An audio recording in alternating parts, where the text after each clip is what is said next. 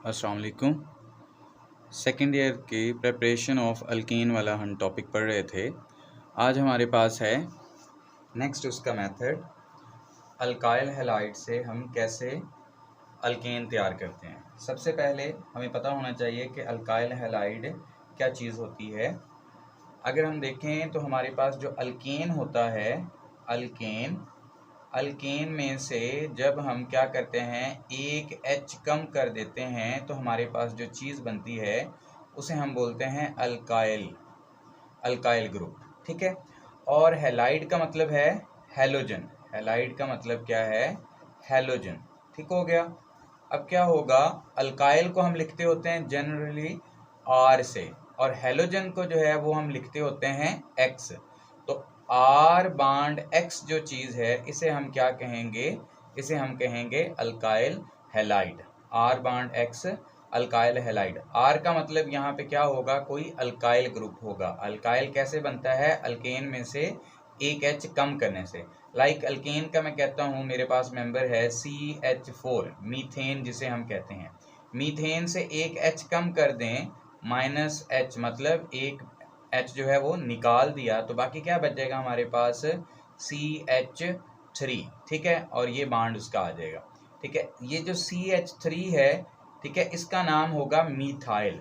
जब हम अल्कीन से अल्काइल ग्रुप बनाएंगे तो हमने क्या करना है, इन वर्ड को हटा के YL जो है वो ऐड कर देना है, तो हमारे पास जो चीज़ बनेगी उसे हम कहेंगे अल्काइल।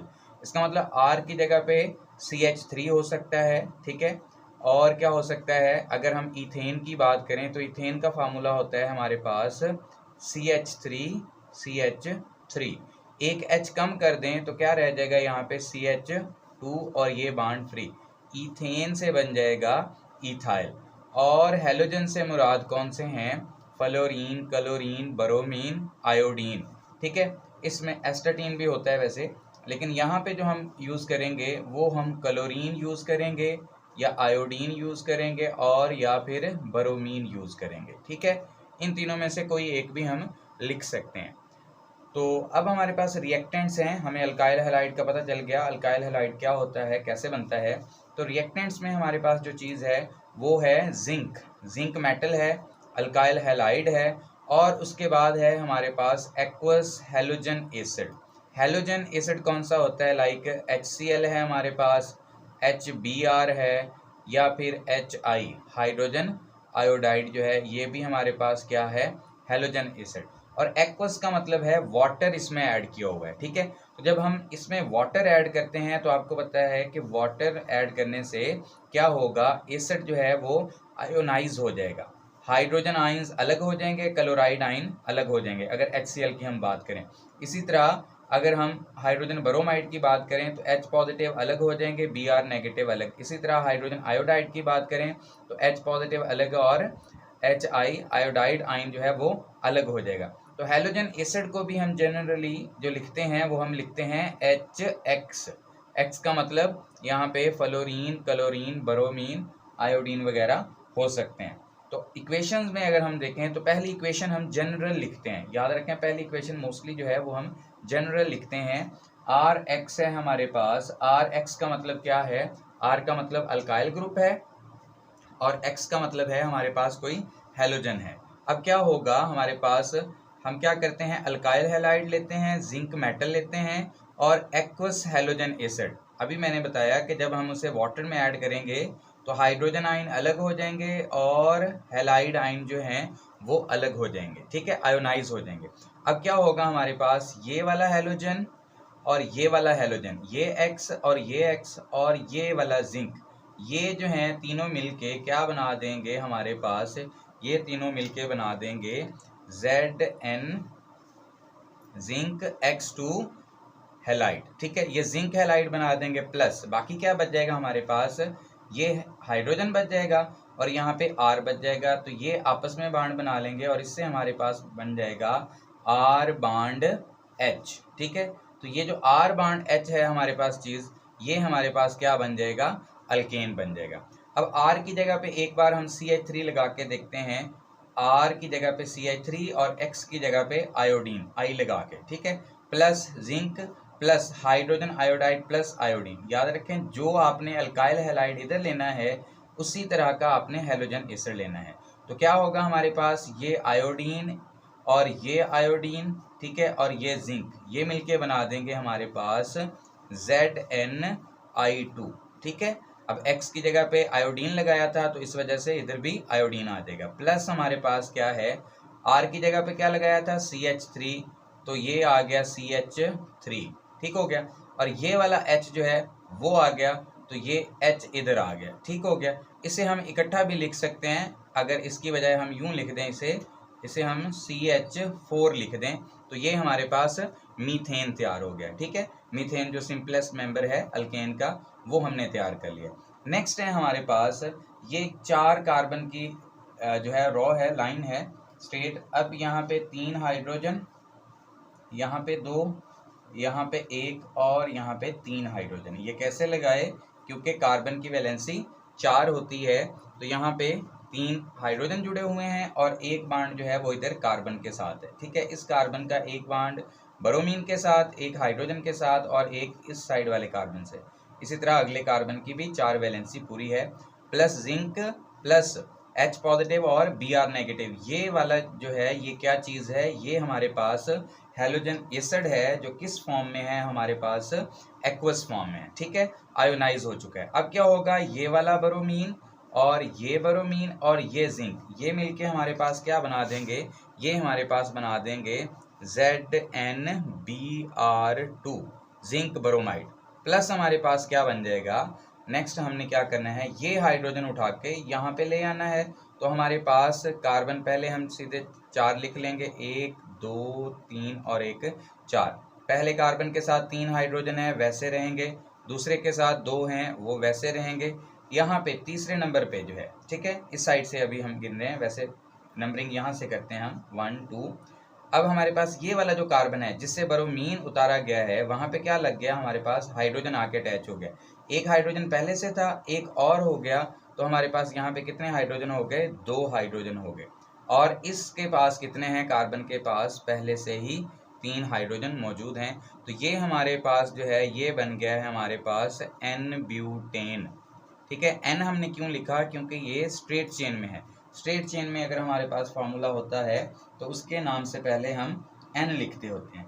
ब्यूट का मतलब 4 कार्बन है, तो इस वजह से नाम ब्यूटेन बनता है, ठीक हो गया। नेक्स्ट है हमारे पास इसकी हाइड्रोजिनोलाइसिस। हाइड्रोजिनोलाइसिस क्या होता है, hydrogenation accompanied by bond cleavage.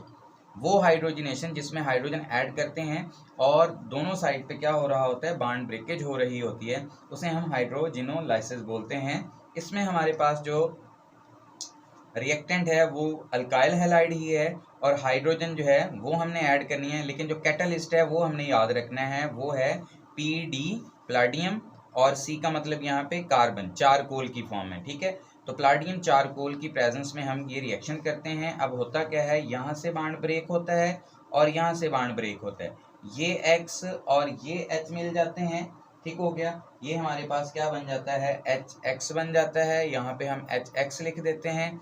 Plus ये वाला जो हाइड्रोजन है वो यहाँ पे जहाँ पे बॉन्ड ब्रेक हुआ है वहाँ पे आके अटैच हो जाता है, ये हमारे पास क्या बन जाता है, R बॉन्ड H, ठीक है। तो R बॉन्ड H का मतलब क्या है, हमारे पास कौन सी चीज़ तैयार हो चुकी है, इसका मतलब हमारे पास अल्केन तैयार हो गया, ठीक हो गया।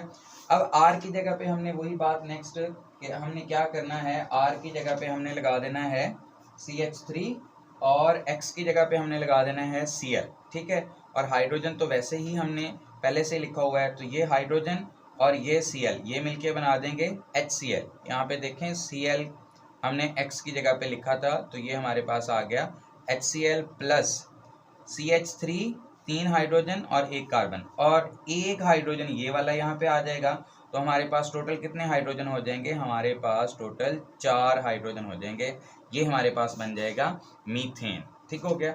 यहाँ तक जो अभी तक हमने पढ़ा है वो हमने पढ़ा है अल्काइल हैलाइड से कैसे प्रिपेयर करते हैं। पहले रिएक्शन में हमने पढ़ा था कि हमारे पास अल्काइल हैलाइड होना चाहिए और हमारे पास क्या होना चाहिए, हमारे पास एक्वस हैलोजन एसिड होना चाहिए और जिंक मेटल होना चाहिए, तो उससे हम ये प्रिपेयर कर लेते हैं। नेक्स्ट है हमारे पास फ्रॉम ग्रिगनार्ड रिएजेंट्स।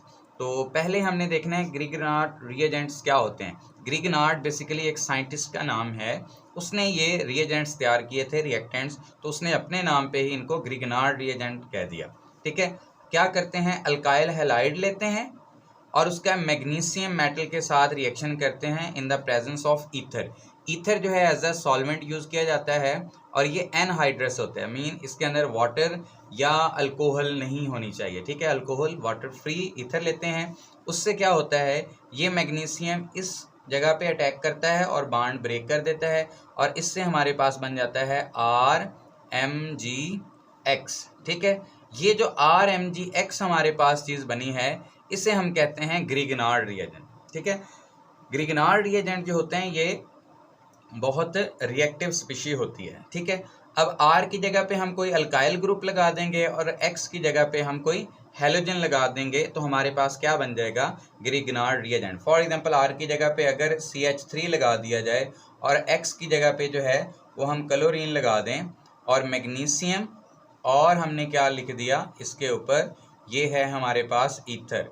याद रखें ये रिएक्टेंट जो होते हैं वो ईथर के अंदर ही होते हैं, ईथर एज अ सॉल्वेंट है उसी के अंदर ही रहते हैं ये ग्रिगनार्ड रिएजेंट। इस वजह से जब भी आपने रिएक्शन लिखना है ग्रिगनार्ड रिएजेंट का, साथ ईथर को ज़रूर मेंशन करना है। ठीक है, ईथर और भी सॉल्वेंट होते हैं जो नॉन एक्वस होते हैं, लेकिन हमारी बुक में ईथर ही लिखा हुआ है तो हम ईथर ही लिखेंगे। अब हमारे पास क्या बन जाएगा, आर की जगह पे क्या लगाया था, CH3 इधर लिख देंगे, मैग्नीशियम वैसे ही आ गया और X की जगह पे हमने क्लोरीन लिखा था ये वाला, तो इधर भी क्या आ जाएगा, क्लोरीन। ये जो हमारे पास चीज़ आई है ये है हमारे पास ग्रिगनार्ड रिएजेंट। अब मैग्नीशियम मेटल है, कार्बन नॉन मेटल है, तो इस वजह से क्या होगा, हमारे पास जो कार्बन है उसके ऊपर आ जाएगा पार्शियल नेगेटिव चार्ज, मैग्नीशियम जो है वो पार्शियल पॉजिटिवली चार्ज हो जाएगी। अब ये वाले जो मैग्नीशियम है मेटल होने की वजह से पार्शियल पॉजिटिव है और ये जो क्लोरीन है ये पार्शियल नेगेटिव होगा। यहाँ पे जो रिएक्टेंट करेगा, रिएक्शन करेगा, वो कार्बन जो है वो रिएक्शन में इन्वॉल्व होगा। इक्वेशंस हमारे पास हैं इसकी, देखें, एक बार हमने CH3 लिख दिया, फिर हमने लिखा Mg और फिर लिख दिया हमने Cl। ठीक है, इथाइल मैग्नीशियम क्लोराइड हमारे पास आ गया। इसका हम रिएक्शन करवाते हैं वाटर के साथ। वाटर जो है उसको हम HOH लिख सकते हैं और यहाँ पे हम लिख देंगे ईथर। ठीक हो गया, ईथर की प्रेजेंस में रिएक्शन होना है और यहाँ पे H पॉजिटिव एसिड जो है वो थोड़ा सा ऐड करेंगे जो क्या काम करेगा, एज अ कैटलिस्ट काम करेगा। अब क्या है, कार्बन के ऊपर पार्शियल नेगेटिव चार्ज है, इस हाइड्रोजन के ऊपर, वाटर वाले इस हाइड्रोजन के ऊपर पार्शियल पॉजिटिव चार्ज है। अब क्या होगा कि कार्बन जो है जो पार्शियल नेगेटिव वाला है वो अटैक करेगा इस हाइड्रोजन के ऊपर, हाइड्रोजन के ऊपर अटैक करेगा तो यहाँ से हाइड्रोजन को निकाल लेगा और इससे हमारे पास क्या बन जाएगा, नेक्स्ट हमारे पास बन जाएगा कार्बन ये वाला, 3 हाइड्रोजन ये हैं, 1 हाइड्रोजन ये आ गया, तो कितने बन जाएंगे हमारे पास टोटल हाइड्रोजन 4, तो ये मीथेन रेडी हो जाएगा। ठीक हो गया, प्लस मैग्नीशियम यहाँ से जा चुका है, बॉन्ड ब्रेक हो चुका है, तो यहाँ पे हमने लिखा मैग्नीशियम और ये बॉन्ड Cl यहाँ पे लिख दिया। यहाँ से H निकलने के बाद जो OH है वो भी फ्री हो चुका है, तो ये OH मैग्नीशियम वाला जो बॉन्ड ब्रेक हुआ था उसके साथ आके अटैच हो जाएगा, ये हमारे पास बाय प्रोडक्ट के तौर पे आ जाएगा। मेन जो हमारा टारगेट है वो अल्केन तैयार करना है, तो अल्केन हमारे पास जो मीथेन है यहाँ पे वो आ जाएगा। नेक्स्ट रिएक्शन में अब हमने मिथाइल की बजाय इथाइल लगा देना है। ठीक है, ग्रुप जो है वो हमने थोड़ा लेंथी कर देना है, यहाँ पे CH3 और CH2। ठीक हो गया, ये हमने इथेन से इथाइल बनाया है और ये मैग्नीशियम और ये Cl क्लोरीन आ गया। इसका भी हमने किससे रिएक्शन करना है, वाटर से रिएक्शन करना है और in the presence of ether, ether की प्रेजेंस में और in the presence of acid ions. ठीक है, एसिड H पॉजिटिव आइंस जो हैं वो एसिड को जाहिर करते हैं, जो क्या काम कर रहा है, एज अ कैटलिस्ट। कार्बन के ऊपर क्या है, पार्शियल नेगेटिव चार्ज, सॉरी इस कार्बन के ऊपर पार्शियल नेगेटिव चार्ज है और इस हाइड्रोजन के ऊपर पार्शियल पॉजिटिव चार्ज है। ये पार्शियल नेगेटिव इस पार्शियल पॉजिटिव हाइड्रोजन पे अटैक करेगा तो यहाँ से भी बॉन्ड ब्रेक हो जाएगा और यहाँ से भी बॉन्ड ब्रेकेज होगी। अब क्या होगा, हमारे पास ये कार्बन यहाँ पे हमने लिख दिया, इसके साथ 3 हाइड्रोजन है, 3 हाइड्रोजन लिख दिए, सिंगल बॉन्ड कार्बन, 2 हाइड्रोजन इसके पास पहले थे, 1 हाइड्रोजन वाटर वाला उतार के लेके आया, तो ये हमारे पास यहाँ पे कितने हाइड्रोजन बन जाएंगे, यहाँ पे 3 हाइड्रोजन बन जाएंगे, तो ये हमारे पास इथेन बन जाएगा। प्लस हमारे पास बाकी क्या बचेगा, MgCl, Mg bond Cl chlorine, और ये वाला OH जो है वो फ्री हुआ है, तो वो आके मैग्नीशियम के साथ अटैच हो जाएगा, तो ये हमारे पास बाय प्रोडक्ट के तौर पे आ जाएगा। स्टूडेंट्स, ये जो ग्रिगनार्ड रिएजेंट वाला है ये बहुत इंपॉर्टेंट शॉर्ट क्वेश्चन है, ठीक है। तो ये शॉर्ट क्वेश्चन के लिए भी इंपॉर्टेंट है, लॉन्ग क्वेश्चन के लिए तो वो पूरा टॉपिक इंपॉर्टेंट है, तो ये आपने शॉर्ट के हवाले से भी याद रखना है। अल्लाह हाफिज़।